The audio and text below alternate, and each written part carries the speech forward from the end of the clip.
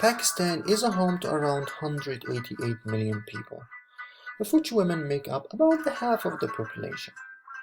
That being said, a report from the World Economic Forum published in 2015 that Pakistan has ranked as the second worst in the world in regards to the gender equality.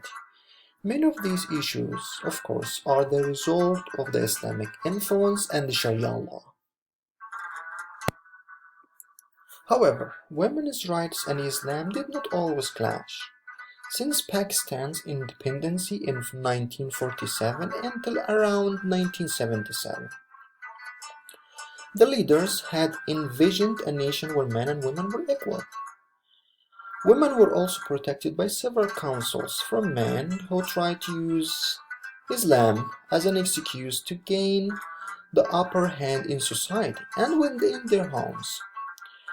This has changed drastically as General Zia-ul-Haq took power in 1978 and imposed his vision of Islam on the Pakistani people.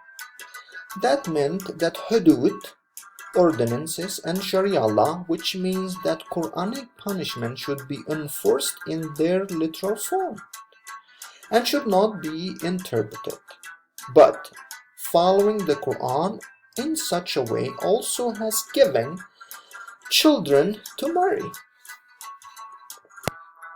Pakistan is a patriarchal society in which men are valued as more important. Combining that with Sharia law makes life tougher because, according to it, a woman's testimony in court is only worth half of man's. This makes it easier to convict a woman even when she is innocent. Islamic laws also rule that women will inherit far less than their brothers or males.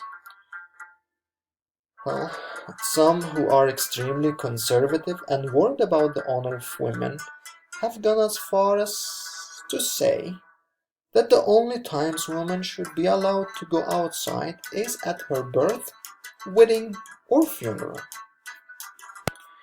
This would be seen as extreme vision of purdah, which means seclusions.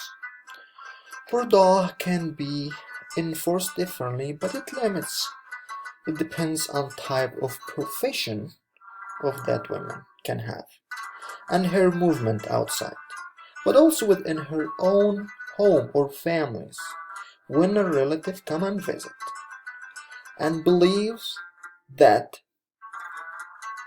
women should be executed due to the dishonor to the family. The only way to regain that honor is by killing her. These killings are often done by stoning, throwing aside, or shooting the women. Life and rights for women depends a lot on where in Pakistan they live and how wealthy they are. Rural areas tend to be more conservative, as well-known Taliban controls many of these areas and regions, especially close to the Afghanistan borders. But they also have their own tribal rules and traditions that can be harsh themselves. The goal of Taliban for that areas is to impose Sharia law, which limits the freedom of women. In such areas, there are many restrictions to the way the women dress, as you can see in the left picture, but also how they can move from place to place and what their duties are. However, poor rural women are allowed to work on their own families or farms.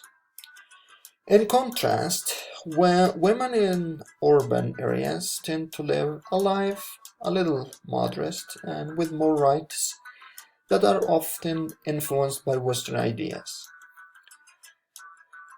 They do not have the same restrictions in terms of professions. In fact, there are then still many influential women in politics and other high occupations. However, life in general for Pakistan women still needs improvement on many levels.